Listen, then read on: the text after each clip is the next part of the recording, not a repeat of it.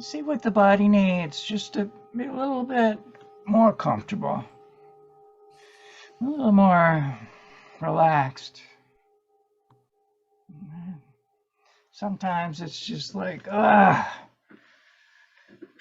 pushing away all the busyness of the day. Leave me alone. Goodness gracious. I need some room, whatever it is, right? Big sigh. Letting the shoulders come down from up around the ears. And softly let the eyes close. Visualize yourself right now, someplace in nature that you really love.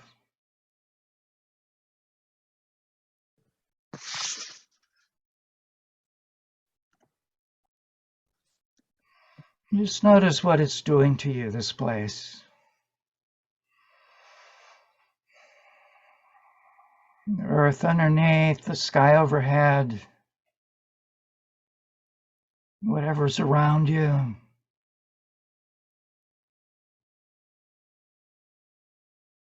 And feel all of this right now breathing with you.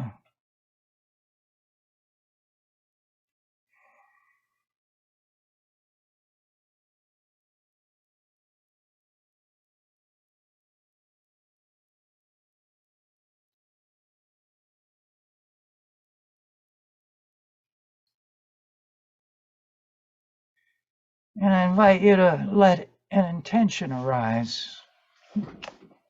for this sweet and precious time together tonight. That we may each and all be open to the next layer, deeper, of our self-discovery.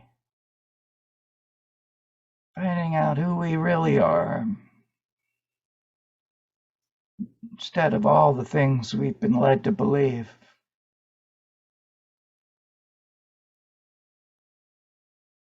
And I invite you to feel right now the help that's here. Help inside you already. And the help that comes from how we gather here together to support each other, be with each other, witness each other.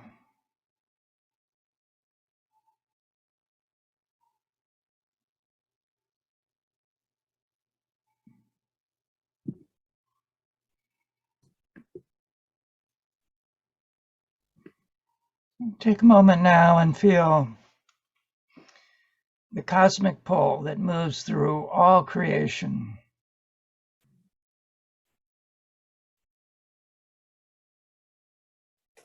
Gently, yet powerfully, moving us in the direction of our own personal evolution.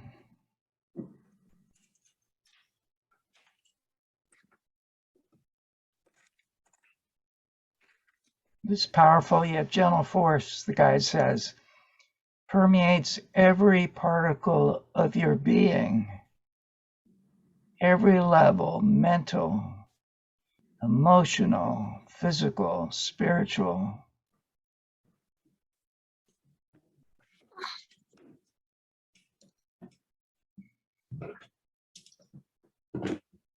Ask for the grace to say yes, here now, together.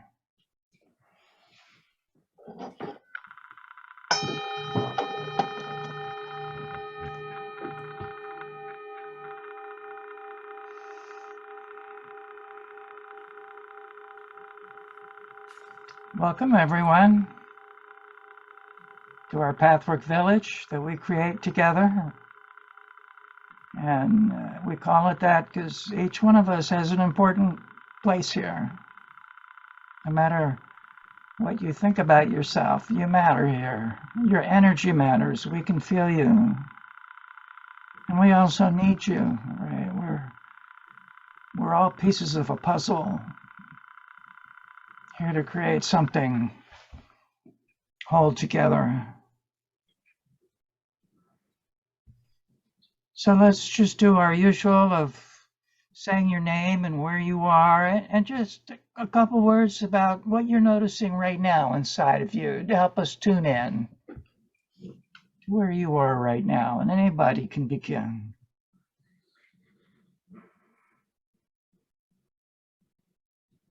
I can begin. Hi, everyone. Sorry, I have my video off. I'm Jasmine from Toronto.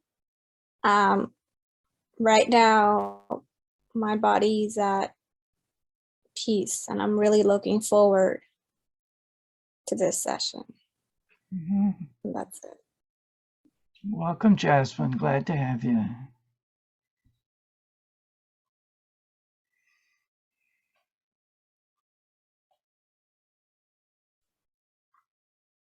Okay, I'm Donna and I'm from Chicago, and I'm feeling a bit fatigued from the day, and but curious. It's the first time I've been on this site. My daughter said check it out, so I'm here. Welcome, Donna. Thank you.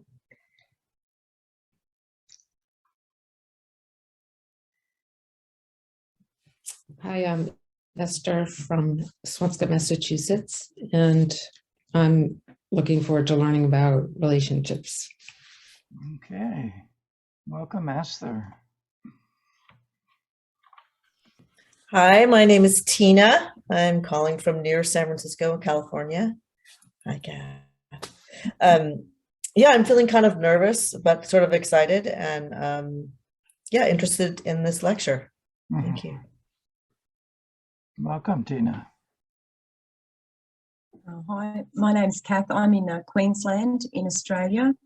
I guess I'm noticing within me from that attunement, that I don't know, I just was feeling into that sense of, that somehow within me, every part has a center point that's responding to that that movement that you were referring to. So that just feels pretty amazing. So, and I love these groups. I love to see some familiar faces, and Judy.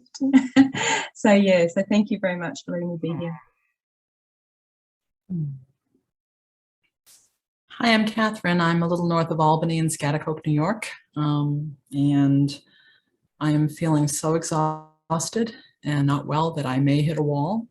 I just came off a week of about 3 hours a night, mostly, and reunited with my mother and my youngest stepbrother. I haven't seen them since 2005, and my husband and stepson are in Varanasi, and they just got out of the hospital because they got really, really sick.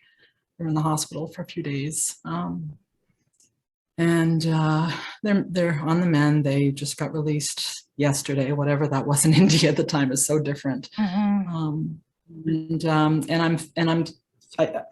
I've deepened into this, Brian, today, this spiritual significance of relationship, and had a huge belonging healing, which was core, really core. The place that I'm stuck, because I feel it in my solar plexus as soon as you brought it in. This is probably what it is the worthiness, the self-worth. So I'm glad to be here with everybody. Thank you. Welcome, Catherine, just as you are.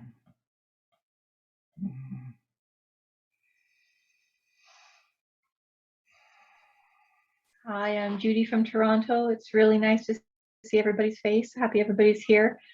Catherine, I struggle with self-worth all the time, so hopefully we can explore some of that tonight. Thank you, Judy. Hi, everyone. I'm Mark. I'm calling from Dallas, and I'm physically very tired and feeling a little disconnected because of that, but I'm 100% committed to being here. I'm still in my office. Haven't been able to leave home yet, but that's okay. And just really wanting to see all the areas where my ego is not wanting to be fully present here while doing the work. So very happy to be here. Thank you. Welcome, Mark.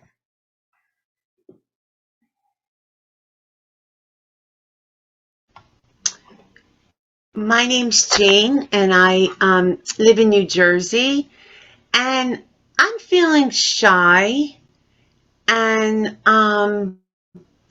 yeah, the spiritual significance of relationship. Like, yeah, I want to know more about that.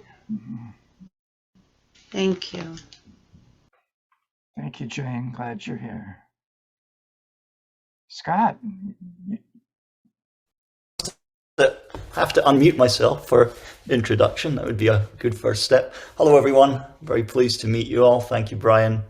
And my name's Scott. About an hour south of Boston in a little town called Fairhaven, Massachusetts. And very interested in relationships. I've been working with Brian for a number of months, really quite focused on this particular topic. So I'm very pleased to be here, and thank you. welcome, Scott.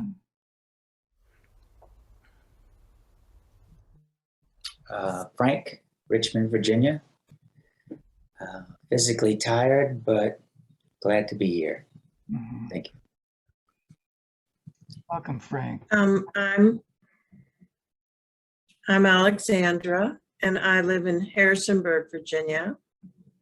And I am fascinated by everything relationship. It's a lot of what I do in my work, sort of have the audacity to work with people in their relationships. I'm a little unsettled tonight because we're having this really kind of scary wind. I keep thinking something's going to come crashing through my window. It's very, very windy, and lots of wind, and that's always unsettling to me, but maybe symbolic too. So I'm glad to be here. Welcome, Alexandra. Anybody who hasn't spoken yet? Yeah, hi, my name is Kay, and I unfortunately didn't get here in time for the attunement.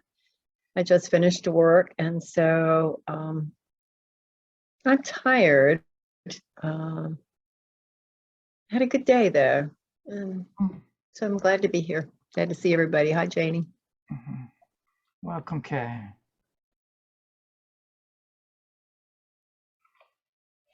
So my name is Brian. I live in Chapel Hill, North Carolina. And I'm feeling that end of the day kind of feeling. Yeah, I've been both looking forward to and dreading 8 p.m. all day. Looking forward to it because I know there's grace here that we create together. And dreading it because my feeble personality thinks he has to be amazing, right? Just to make it worth your while. So it feels good to say that. It helps me let it go. So this word relationship, most of us, when we hear that word, it's about us and someone else, right? Our relationship with other people, with other things. And Pathward Guide is inviting us to consider something very different. That it's about fundamentally our experience with ourself. Right? And then if we turn to that, then we just are naturally in relationship with others because we're already relating with ourselves. And lo and behold, we're the most difficult person to relate to be with that we'll ever meet, right? No matter how many kinds of fixed opinions or judgments we have about others, they're a fraction of what most of us have with ourselves, right? Going on all the time. And the irony is, it doesn't matter if we're thinking less of ourselves than we actually are, or more of ourselves from our pride, right? Our grandiosity, because they're both forms of impoverishment. We're not really relating with who we are.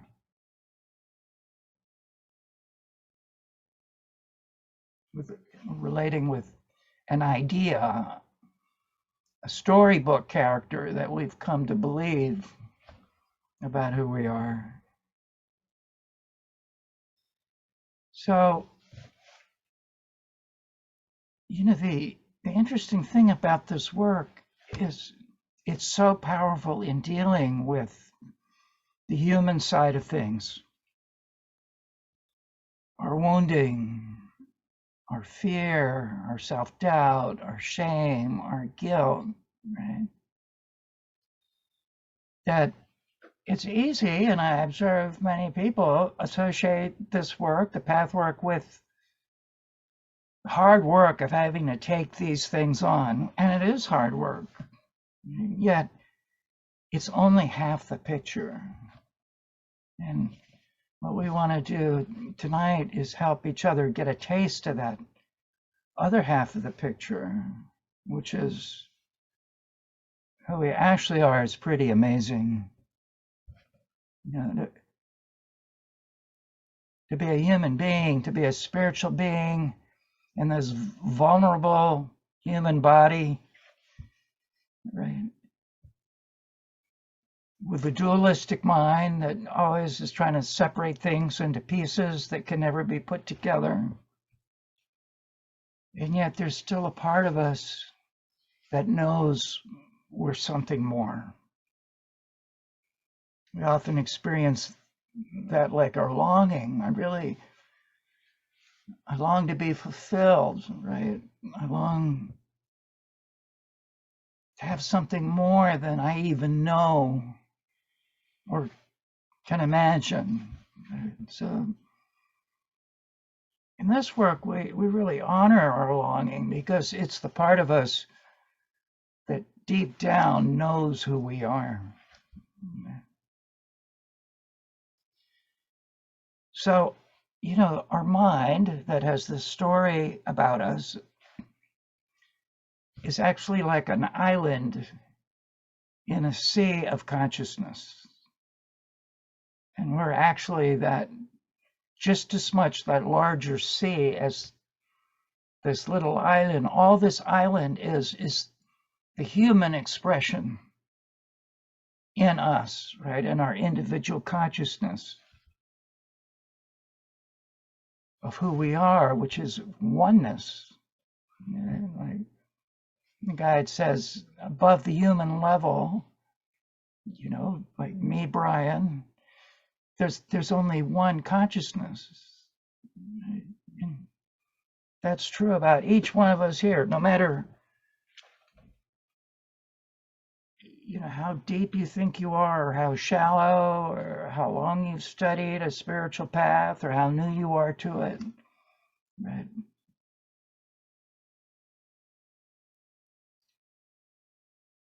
So the reason we're paying attention to this is, lo and behold, you can do all the work on your wounding, very good work, really makes a difference, helps you let go of lots of things. And yet it brings you to this place where you realize that now there's a spiritual shift from, wow, I thought I was the one with abandonment issues and, you know, controlling mother and the abuse and, you know, whatever each of our story is, to get to this new threshold where being a human being says, I'm not going to surrender because my mind doesn't understand whatever that oneness stuff is, you know. Just, we all have a fear deep down that surrendering to this other level means we're going to lose something, because the individual consciousness doesn't know how to let go. It just doesn't.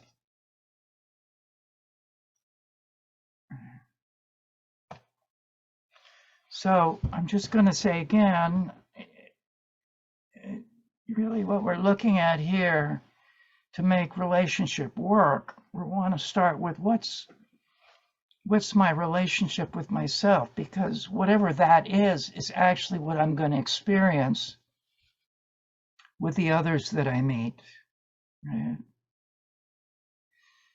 No matter how loving they are, how friendly, how funny, how smart, how creative, how talented, at some point I'm going to end up projecting where I don't see myself in a kind, compassionate, patient, caring, loving way. I'm going to start projecting that on others, no matter how much they try. So the other piece I want to say here before we open it up to everyone is there often an unintentional distortion in the path work that overemphasizes self-responsibility, right, in a way that sounds kind of stern and strict. You really need to look at the truth about yourself, right? Well, you know, for many of us, that puts us right back into the wounding, right? Because we already feel unworthy. We're already aware of our imperfections. So what's essential is that we look at ourselves with curiosity, and whatever we see, we look at like, well, this is our humanity. This is what human beings do, right? They make mistakes. They blame others. They hold back. Right? They get resentful. They want to punish. Right? They want to give up. They feel hopeless. They feel guilty, right? Whatever you or I notice about ourselves, there's a part of us that has what in the 12-step movement they call terminal uniqueness. You know, you think you're the worst person at this. Yet the key is just to realize that this is just my version of my struggle as a spiritual being who used to see things on the unitive level. Now I'm in a world where everything is black or white, left or right, hot or cold, sweet or sour, good or bad, right? Warm or cold. So I want to pause here for a moment and check in. If there are any questions so far, either from the last time we met, from you're taking a glance at the lecture, anything you've heard today, I want you to know you're free to say or ask anything. Anything is fair game here. You know, we're trying to take material that is sort of general and vague and make it specific and personal to ourselves, because it's not rule-based. It's not like you have to do this to get that. It's really helping us uncover where we're stuck, right? So let's see what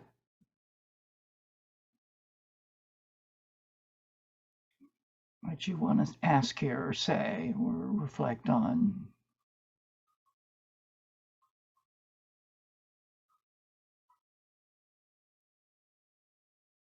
Especially if you notice you don't want to say something.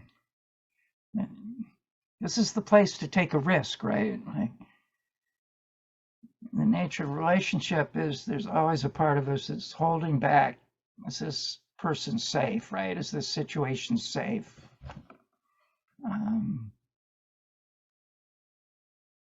If I show myself, are you going to run away?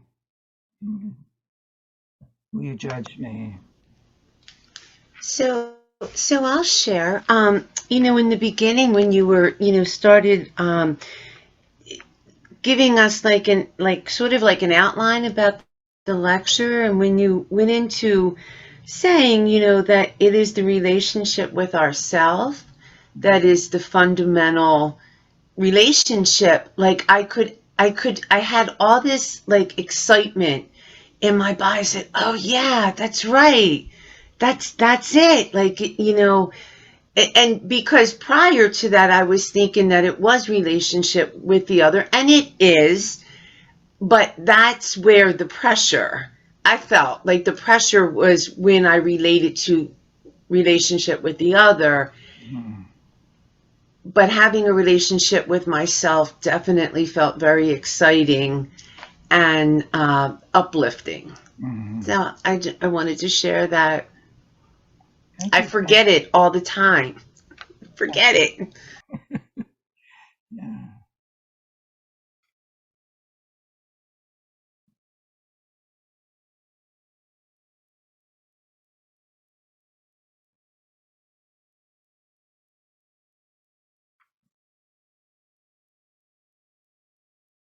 I want a relationship with someone who's more exciting than me, isn't so boring, and isn't so wounded, right?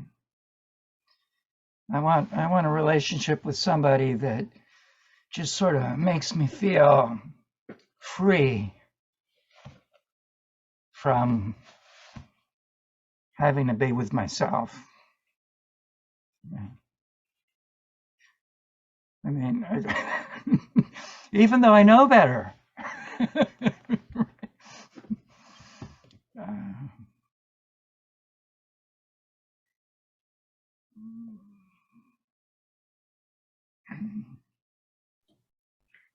I had an experience on the weekend where I saw how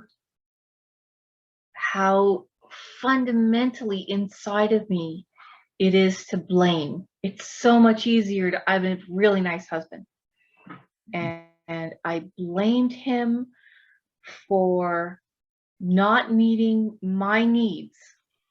And I don't even meet my needs. I don't even know what my needs are. But it was so much easier to say, you're not giving me what I want. And I was so mad, and then, realized what I was doing and spent some time trying to get underneath the anger. And what I found there was this exquisite vulnerability in asking for my needs. I didn't want to ask him. I wanted him to know what my needs are. And if he doesn't give it to me, then I can blame him for not doing it. And then I can see how I do this with everything. It was kind of like somebody pulled the blinds and they rolled up quickly, and I can see everywhere. That happened in so many parts of my life. Did we talk about the blame part of this lecture yet? Am I jumping ahead? Go right for it. Don't wait. Thank you, Judy.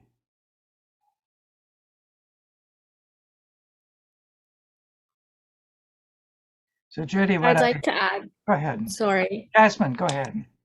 Hi, I'd like to add something. Well, perhaps two things. One is a bit of a paradox, a relationship with myself. Even though my body is calm, I'm at peace, I tap into fear very quickly. And it's finding that power and courage, and it's literally fear. I don't even know what the fear is about. Knowing that I have the power, but not being able to tap into it. And going off with what Judy said about blame, I tend to blame as well, but I also judge. Of course, I judge myself, but I've noticed on the weekend how I can be judgmental towards others. If a situation happened, I'm creating 10,000 different scenarios in my head. Oh, were they doing this? Oh, is it because of this? Oh, they didn't do this because of this. This is why they didn't call me. And when I pause, I'm wondering where the judgment comes from. Is it mine? Is it something I grew up with? So, and relationships, I think I'm just going around asking everybody, especially Judy, what is it like to be in a relationship with someone? What do you feel? What is the purpose? So yeah. Mhm. Thank you, Jasmine. That's they, if I, go ahead. sorry. Thanks, Brian. Yeah, that's a great last point, Jasmine. What is the point? I'm sitting here sort of thinking about my the position I get myself into in relationships with partners that I've had, and this just ongoing tension between the need to be in relationship and then at the same time this deep need to be in isolation, and the conflict I have, and trying to, I guess, the tension between the intellectual understanding of that and then mining for the feelings and the origins around the need for isolation, the fear of not being in relationship,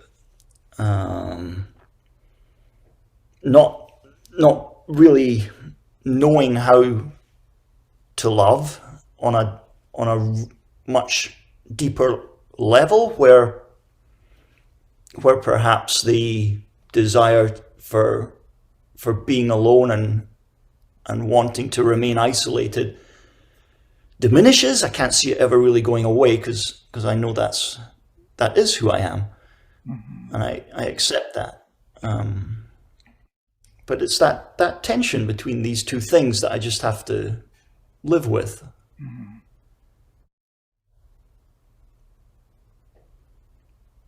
Thanks. So I just want to answer Scott and then go back to Jasmine. Scott, what you're sharing here, we do remain who we are, right, with our own unique characterology, our own struggle, our own wounding, right, and our attempts to defend against that and try to repair ourselves. And yet it does get the tension field gets softer and softer, right? I can still feel shame, yet I can tell you it's just a small amount compared to what I used to feel, right? Like the things that we each struggle with are unique to us, right? Because we're a one-of-a-kind being with a one-of-a-kind history. Even people that have a similar experience, they can get sort of the general vague sense of what we've gone through, and we share it with them, but we're the ones who really know from the inside out. And Jasmine, what you said about courage, the real courage is not the absence of fear, right? It's the willingness to be with the fear with kindness and compassion and respect. That's what the fear really needs, because our fear, mine, I'm afraid of myself, right?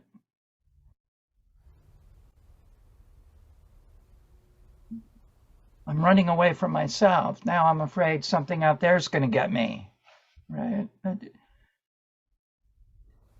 Yet I also want to make room that there are real things that happen in life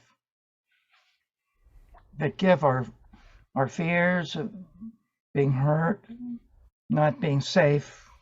I mean, there's some of that too.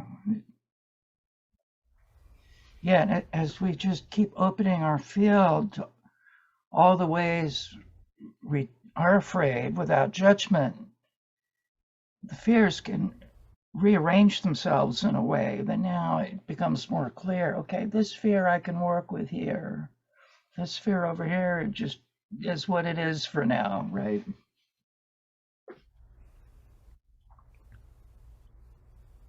And Scott or Jasmine, since I was talking about you're free to respond at any time. We're sharing to help each other. We all have some, whatever it is any of us say, each one of us actually has some version of this, right? Because this is our humanity again. Thank you for that. And I can resonate with what you just said in regards to the fear. Because prior to I would just freeze. Because I felt like you just said, it was just gonna I would just fall into it. I would lose myself. But you're looking at it from a non-judgmental space. It's tough, but it sort of chips away little at a time. Yeah. Yeah. Yeah, I really like the word softening, Brian. I think that really helps me because I kind of have this image of the way I feel has sometimes got very sharp edges, kind of dressed with spikes on, and yeah, this creates all kinds of difficult feelings. But the acceptance and the softening really allows, I think, greater space for feeling, and yeah, thanks for that.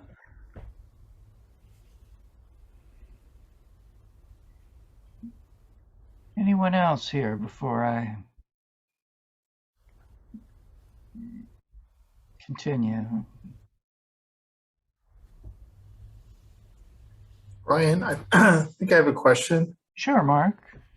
So I've been kind of working through something and I would like to get your feedback because I think I'm going in the right direction, but I'm not 100% sure. So about a week or so ago, I read one of the lectures. It was, I think, lecture number 9.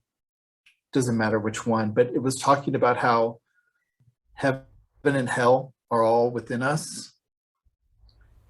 And so I've been thinking about that a lot and about how the entire universe is inside of each one of us. And I had a conversation with someone over the weekend, and it was a really good conversation. It was really intense. And I was thinking during the conversation that person was inside of me because he is part of the universe, and that all potential variations of this conversation that I'm having with him is inside of me. All the love that we could express to one another, brotherly love, kindly love, all the bitterness, if the conversation, and it was a good conversation, but if the conversation suddenly turned and there was bitterness or anger or rejection or anything that was being communicated between the two of us, that's also inside of me. So every single possibility of this interaction with this human being was inside of me. And I felt a great sense of relief by that. Wow. And understanding by that. But I was also confused over, all of that potential, that goodness, that darkness was inside of me. But I'm having this conversation with someone who's physically outside outside of me. Mhm. And that connection and this person was inside of me because he's part of the universe and the universe is inside of me. But I'm having this the physicality of the conversation is with someone who's outside of me. Mhm. And I've been kind of wondering how much, like, am I thinking too much into that? Is my ego thinking too much into that and wanting to more fully understand how I can have a conversation with someone who is within me with someone who is outside of me? Does that make sense? It makes sense. Well, let me just say, Mark, that what you're sharing here is really a gift to all of us around this lecture. You're sharing a real experience where Grace was helping you see both are true. This is another person outside of me, and also it's all inside of me, right? There's no difference between me and this person. Right? So this is right at the very mystery of our human incarnatory journey that you're pointing to. And statements from the guide, like the whole universe is inside of us, we can ponder that at great length, any of us. Yet each time we do, we get a deeper sense of who we really are. Yet part of what's happening is the dualistic mind is sort of going along for the ride because it's intrigued, but it just can't fully get it. Yet something in you was feeling it. And that's the deeper levels of our being, the gut sense, the intuition, the feeling, right, is as much a part and even more of our intelligence in the mind that wants to understand the concept. So, the way we started out, you're really laying it here on the table. We're this human being walking around with an identity and a life that has all kinds of limitations, no matter how successful we are, right? And we're also part of eternity. We're, when I say we're a spiritual being, that's just the phrase that I use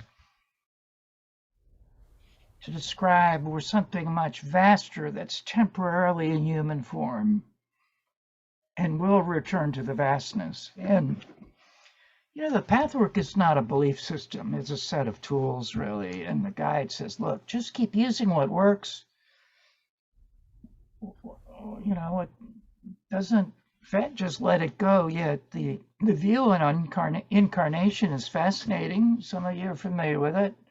Others are not, so I'll just give you the elevator speech version. Before we come into human form, we are, and I don't want to use higher level because that means lower, but we're in the vastness, we're in the mystery, we're in the formlessness, the oneness that's above the individual human consciousness, right? Yet we're still in development because everything in the universe is developing, unfolding, evolving, right? Yet the parts of us that are still in rough shape are such a small part of who we are, they're not really, we don't notice them. In fact, the phrase the guide uses for these unevolved places in us, that they're specks on the gown of being. That's how they are to us, right? So we could keep going on for thousands of years without it really bothering us. Yet the beautiful teaching is that out of love, you say, I want to grow this piece, right? This little piece. I want to do my part for the great cosmic pull, the evolution of consciousness. And lo and behold, we come down to this earth plane of duality, where this little speck is now an elephant standing on our chest. Yeah. And we spend a great part of our life just trying to get out from under it. So this speck that we brought down is our soul task. It's so important to remember. We did this for love. I brought my self-hatred down here out of love. It's my soul task to transform that. Speaking as Brian now, right? Well, I can tell you that's a huge help dealing with my self-hatred, because my self-hatred just wants to destroy myself. So consider for a moment how this shifts the picture for you. Like whatever it is you struggle with, that you're ashamed of, you're overwhelmed by, however long the list is, right? This is just all parts of your soul task. And you brought in here out of love, and the love that you came from is here with you, knows what you're doing, wants to help you, knows just what you need right now. Right? Yet what it takes is opening up our awareness of it, because human beings are programmed just to forget everything else but getting the job done, right? There's no room for mystics, right? You got to earn a living. Got to make ends meet. Got to prove your worth, right? So what happened, and this starts so early, right? The grades we get in school, the sports we play, the competitions, who won? Were you the best? So forth and so on. So the guy talks about this like shifting your identification.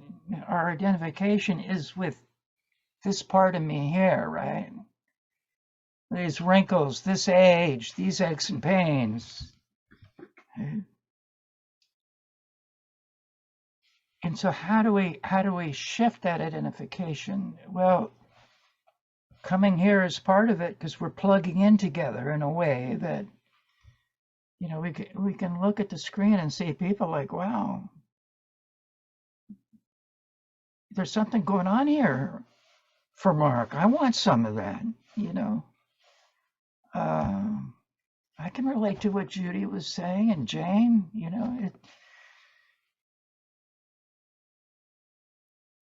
it's something we're called to keep doing over and over again, remembering who I really am, right? And if I forget, what do I need to do? Go outside, be quiet and listen, because there's something inside of us that will tell us what the next step is, Yet we often will overrule it because it doesn't sound practical. Like the voice is saying, take the day off. I can't do that. Maybe just the very thing I need, right? Or I might say, why don't you take a ballet class?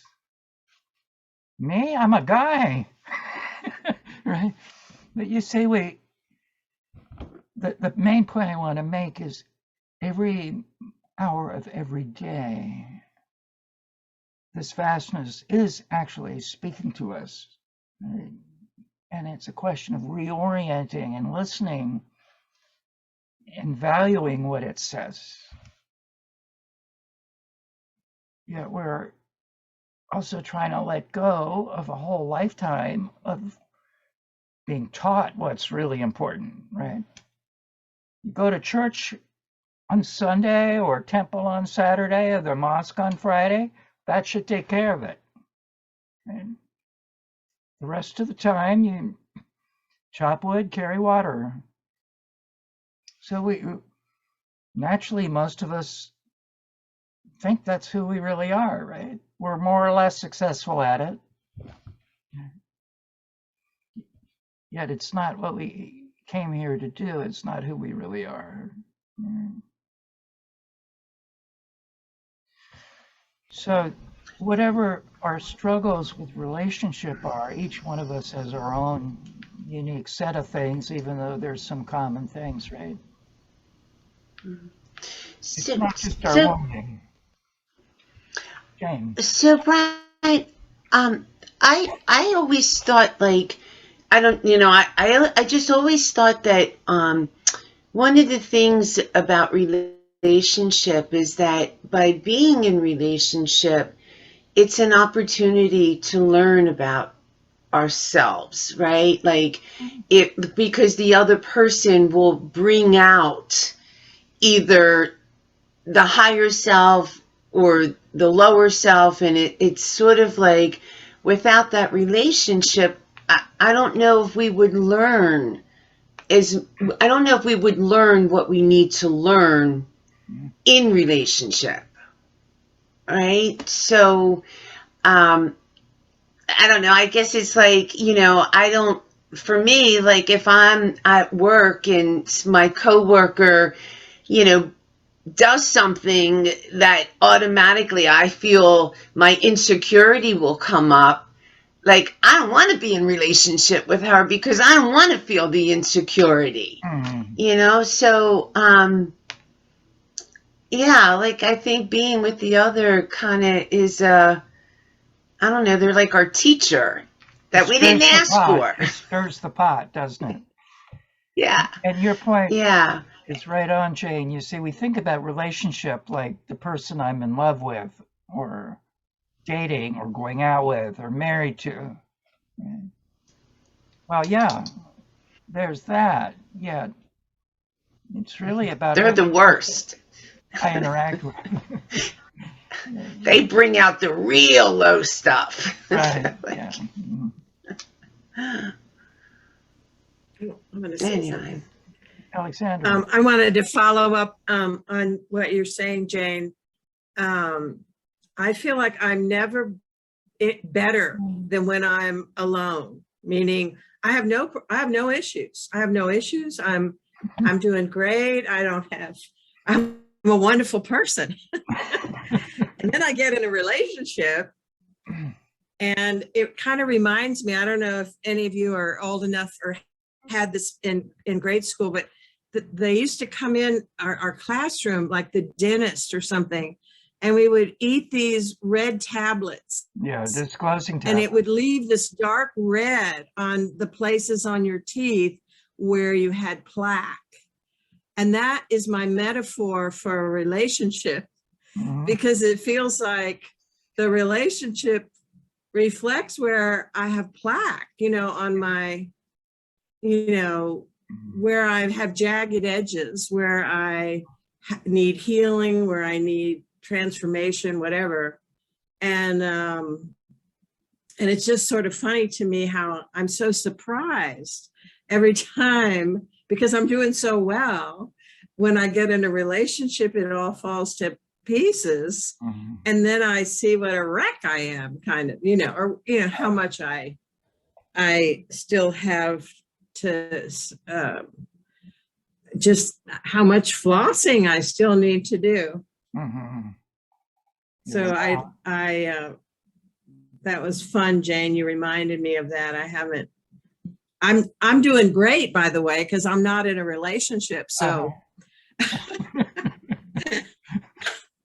I have no problems. Thank you, Alexandra. Thank you so much. Hi, it's Catherine. So I've been taking some little notes and trying to figure something out. And I'm enjoying all the shares and everything a lot. I'm just going to read you some of the stuff I have. It's not very much. I wrote, what is my sense of myself that contributes to lower self-worth? And I kind of jumped around, wrote different things. So when I jumped down, they don't see me reflect the light that I am. And I think mirroring is one of the spiritual significance of relationship, big, huge one, because it helps us with our karma and development. And I also juxtaposed anger against self-worth, or anger next to self-worth. And then again, just meditating, I was like, being responsible for my own righteous anger to claim my self-worth, remembering who I really am. And I also think about relationships, and I actually went to visit because my mom's been in the hospital. She's getting close. She's just got so many health things. It's just crazy. And we've had so much loss in our family recently. And I was reflecting on some of the stuff. It's like liver, processing of anger and emotions, sepsis. Oh my God, how many people have had that infection in the bloodline? Lungs, grief for life.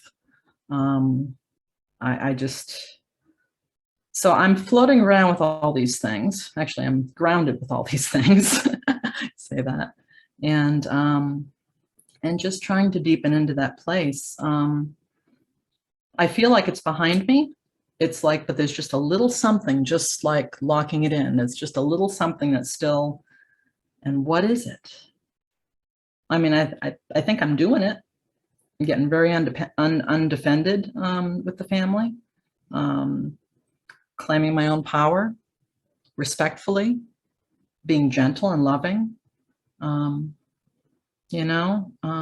I know I have a lot of repressed anger, because I'll tell you, I'll say something really honest and raw.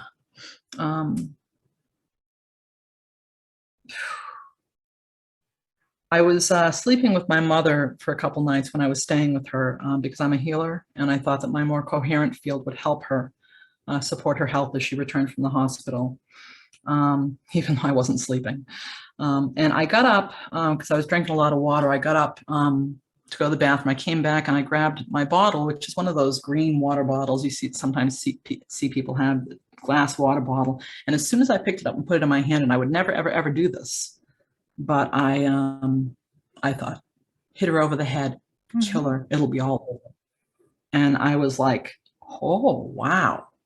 I really surprised myself. I was like, it really surprised me because I worked through so much anger, and we've forgiven each other. I really feel like we've forgiven each other. My brother and me, that we came together, I was more defended because I felt guilty about leaving him when he was 19, because my mother would have made his life miserable had he been in touch with me, and he was only 19. But I worked through that through some deep conversation with him, fortunately. But anyway, let's see if that's all I've got at the moment. That's a lot. That's a lot, Catherine. And the piece with the water bottle, I want to say, I just feel my compassion coming up, because all my life, I've struggled with those kinds of impulses and been horrified by them. Yet, there's just something that is calling us to look deeper than just the outer behavior, right? Our anger is the hard pain, and there's some soft pain underneath that. That the hard pain is just trying to protect. Right? So I welcome your courage and willingness to share that here. And I can tell you my version of that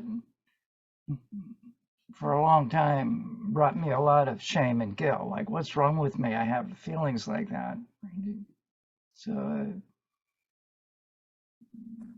yeah, thank you, Brian. And I actually was just able to, witness it and be stunned and go, wow, well, I guess I've still got some more repressed anger. Hello. Yeah, I could tell the way you said it. You were resourcing yourself well, yet I wanted to be right up there next to you. Yeah, I appreciate that. Appreciate that.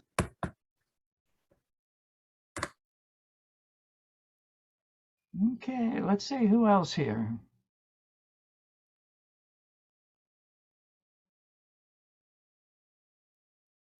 relationship is a loaded word, right? Like you hear that word and wow, it's all kinds of different responses.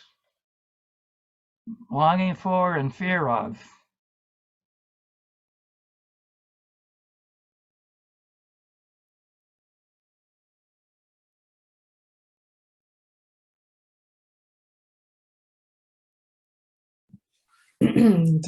The story Catherine was just talking about with her mother brought up. My mother passed in 2013, and so the family gathered together at the hospital, and she had already told my dad that she didn't want any treatments if it couldn't be called for, but she could have been gone to another hospital and they could have done maybe something. And so we were all like, I was like, I think she should, go to the other hospital, but everybody else was on a different page. And so I wonder how much I was affected by my mom's wanting to be, her survival at a basic level, to live. If that was what, was driving me to do that, be like that. I don't know if that makes any sense. Sure. But when Mark was talking about other people affecting us, I mean, of course, I was headed in me too, that I wanted her to live Right. longer. Yeah. Got you in touch with some part in But you. I think, right. Like, yeah. Yeah, that's really Right. what this lecture is about, right? It invites us to see things that are already there that we don't see, don't want to see, right? And what's it like for you, Esther, to consider that there's a part of this like that in you? Like, What part? the part that you observed in your mother that you were referring to. And with other family members having different points of view. I don't know, I feel fear about it. Because at that point it's hard to know what the right thing is. And you kind of it's hard. Yeah, well, right. I mean, if I had totally taken charge, would have been different. But who knows what the outcome would have been. Yeah. And I rarely would think I had the right idea totally. So I think conglomerately, it probably just went the way it was going to go. Because of all the different facets there. So I don't know if that answered the question, but anyway, it brought me to a place that maybe I was in touch with my mom, but she didn't really want to let go, but she did. I don't think anybody really wants to let go because of that survival. Maybe that's not true. Yeah, I don't know. Death is really poorly understood in our culture, right? It can actually be a really beautiful thing. Yet, what the guide says about our fear of dying or resistance to dying, it's not really that we're afraid of dying or resisting dying. It's that we know we haven't really lived yet. Mm. Right? So that's part of what we're doing here together is like, what's the next layer deeper of my really living in this set of circumstances? You know, for me, Brian, rather than Frank's, for example, right? Maybe it's not to save my life, try to save my life so much. That would be more freedom Mm-hmm. in my distorted way. Mm-hmm. Thinking I have to protect myself against Mm-hmm. things that aren't even there. Mm-hmm.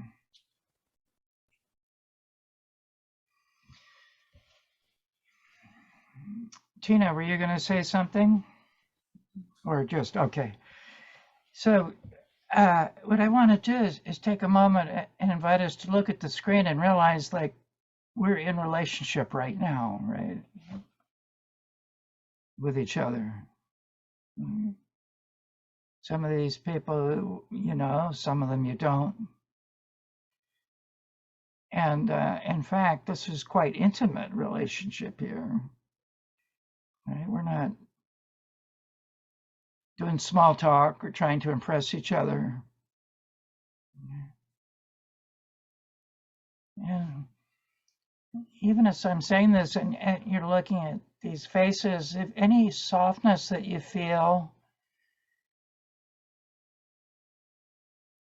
about where we really are together here, and at the same time, any fear that arises, right? They both can be here at the same time.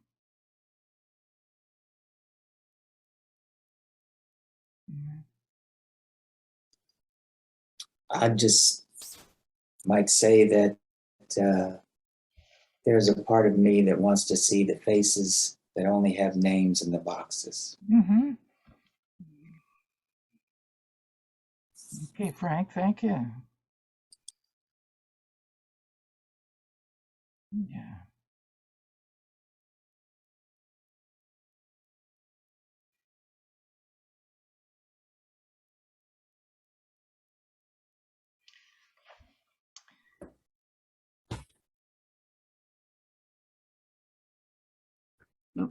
So I could just let that go without saying anything, Frank, yet I want to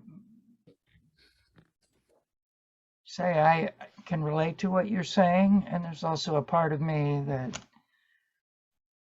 wants to respect wherever anybody is. I can feel both, right? So let's come back to the relationship with each other and the fact that this is at a deeper level here than just somebody you know in a social situation.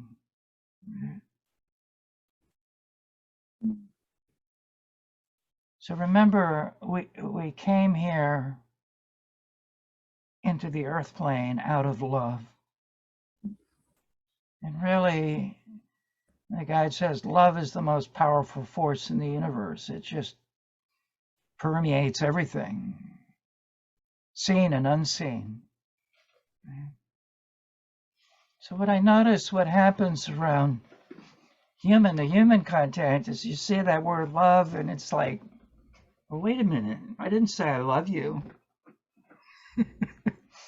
Right? We get kind of squeamish about it because it's such a loaded word. Talking about romantic love, sexual love, spiritual love, phony love, pretend love. You know, we have all these things that we attach to that word. There is a definition of love that I find very helpful here. In this way we are together. It comes from Anthony DeMello.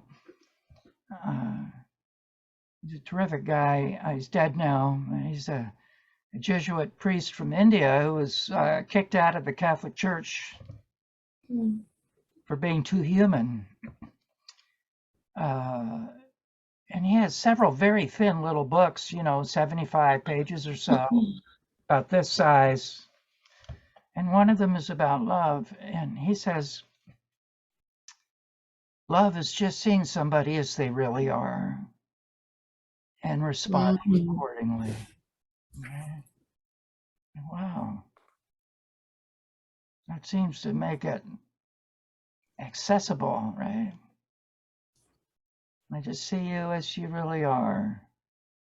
And I don't mean just you in this body, right? But also from this larger awareness of who we really are, angels in this human body temporarily, in any way that we can recognize each other at that level. That's where love is, right? Yeah. So, you know, the inhibition that naturally arises around saying, I love you, like, it's really an interesting thing to observe what each of our own inhibition is. Really, what we're saying is, like they say in Sanskrit, namaste, right? I see you in all your glory, right? Okay. I see you beyond the bag of bones and the skin and the clothes. Right? Yet, there's also that invitation to look at ourselves the same way, right? But who I really am is not just the story. It's just a small part of who I am. The larger part is this ocean in a drop. And I leave some room here for any doubt or skepticism or confusion or wondering about this part, because it's really, in many ways, the most valuable part of this work. Is this shifting our sense of ourself a little at a time from the biology and the history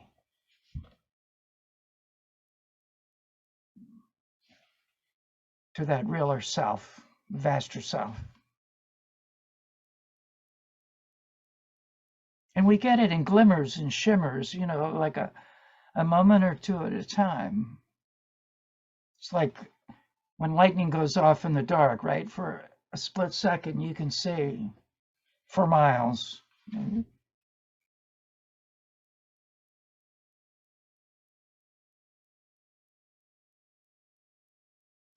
I felt it for a second. Okay, there you go. I'll have some of what she's having.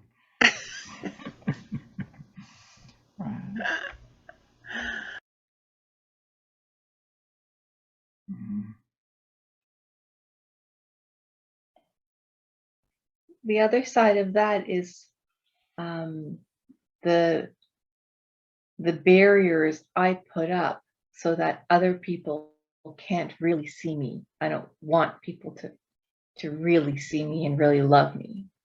There's not really much because there's nothing to love, right? So it's easier for me to see that in other people than it is to allow people to see me. Yeah. Yeah, receiving is a lot more challenging.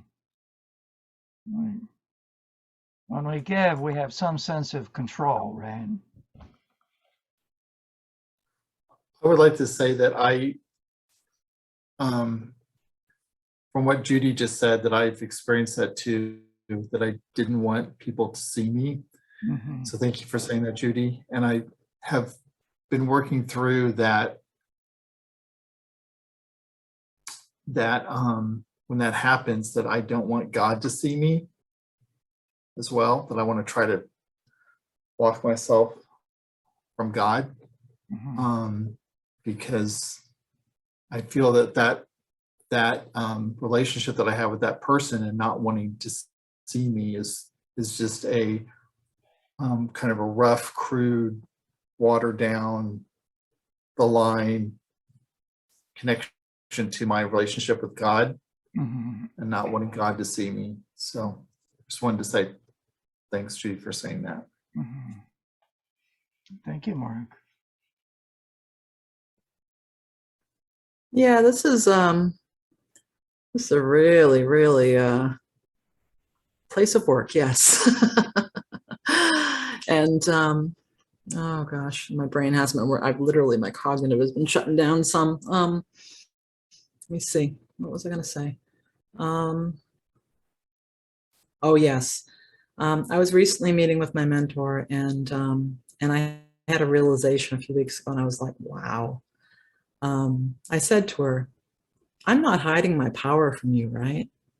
You actually see it. I realize that, but it's just a matter of how I use my power. You know, I was using my power to justify my woundedness and to overcompensate for what I perceive to be my weaknesses. And anyway, I'm doing as best I can to show up in my power. And again, I guess I'm going to go with the righteousness again, Mhm. and love, and you know, because if she can see it anyway, I'm not hiding it. So hey. Yeah. Anyway. And Catherine, remember that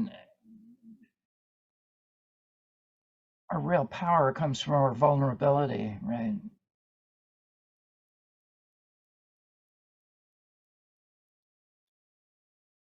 Indeed. Yeah. So what part of me is afraid to say I love you? Like I've known Frank for quite some time. I think highly of him, right? Yeah. What part of me right now is shy to say, Frank, I love you? Yeah. Oh, I can feel that vulnerability. And yet, as I say it, I can feel some strength coming in. Like, yeah. It's interesting.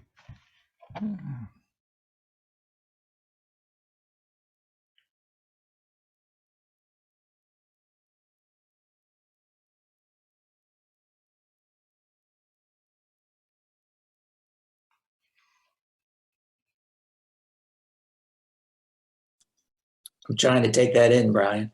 It's not easy, is it? I know. I have my version of it.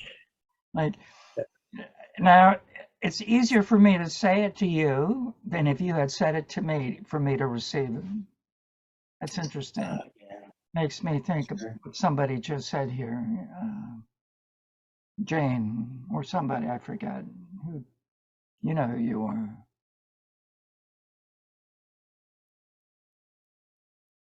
My girlfriend told me I was a superhero today, and it was hard to take that in too. So, yeah.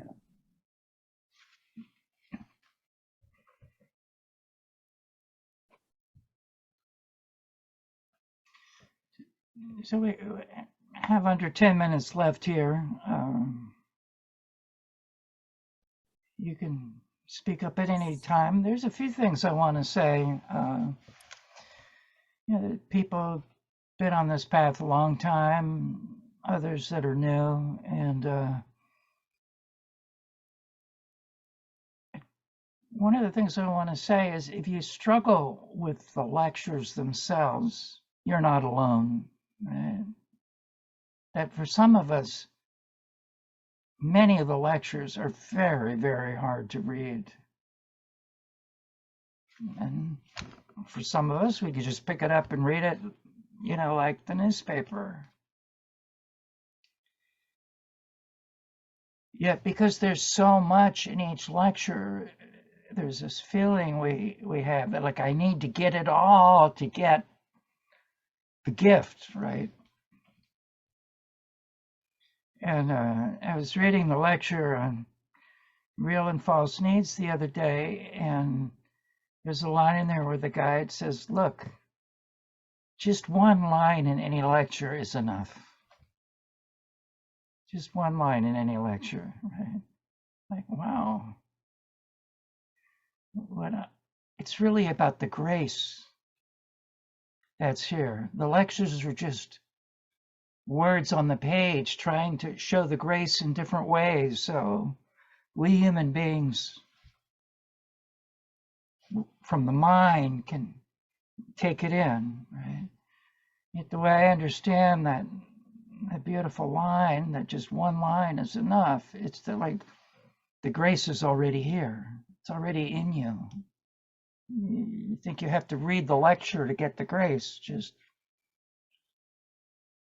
let go, let God, surrender. Like, remember who you really are. Your soul knows all this stuff already. Let it speak to you. Listen to it. Slow down, take time. Take the morning off, take the afternoon off, take the day off.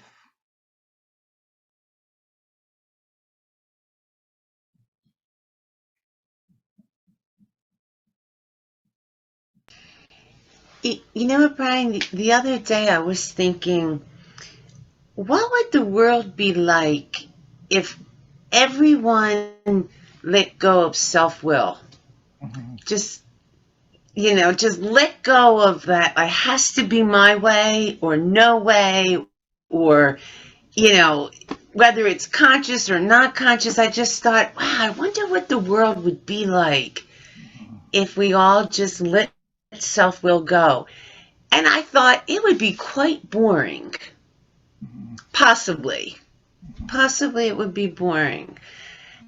And I'm still thinking about that. I guess I'll start with me. I will try to let go of my own self-will and see how that goes for me. And then, do you have some, Jane? Oh, as I continually am forced to see it, my creations of it, yes, for sure.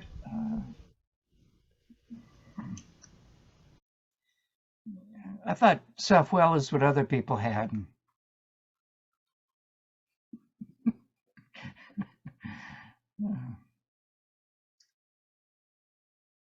So, floor's wide open here. Anybody, anything you want to say? Any feeling you want to express? We're wide open here. Awesomeness is here. I'm tired, but I'm grateful.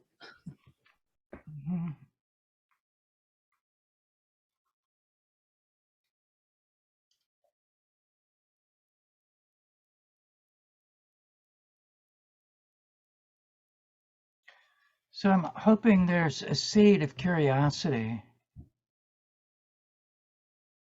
Well, let me say, there is a seed of curiosity that's planted in each one of us just by being here around this topic of relationship. And the grace is here to help this seed germinate and grow.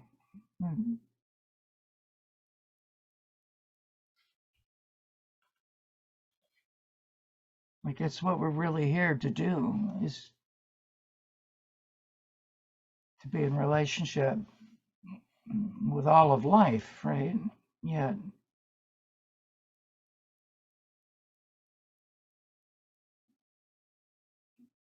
we're having to let go a lot of fixed ideas of what that word means.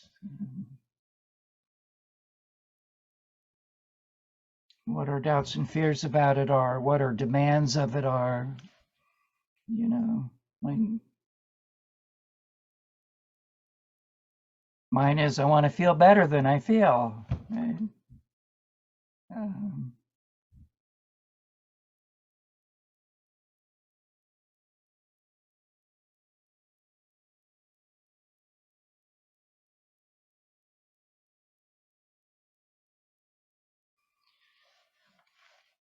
So I want you to know that you have my email, and you're free to reach out to me at any time. with any questions, cares, concerns. It could really, for me, this work matters because it saves my life over and over and over again. And the fact that you're at all interested in it, and even interested enough to show up at the end of the day, a long day. Wow, you got my attention now.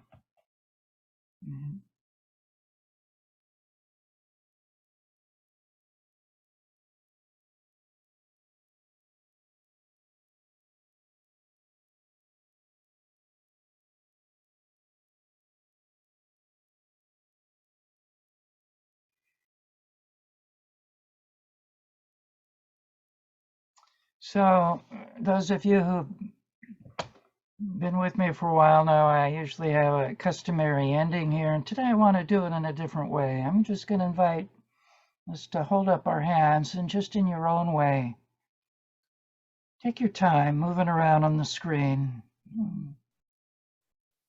looking at each face that's here, and just letting something move through you soundlessly, without words. Seeing a little bit of ourself in each person here.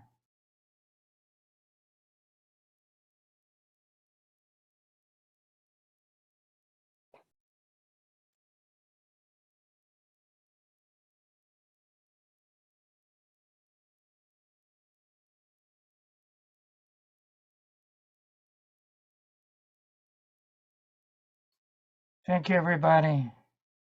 Thank you for Thank making you, it Brian. happen. Brian, Sleep well, dream richly. thank you, Brian. Until. Thank you so Brian. much. Oh, Thank you. Brian. Hey, it's good to everybody. see you. Bye. Hi, everybody. Thank you, Brian. Thanks, everybody. Thank you, Brian. Take care, Janie. You too. Bye. Thank you. Bye. Thanks.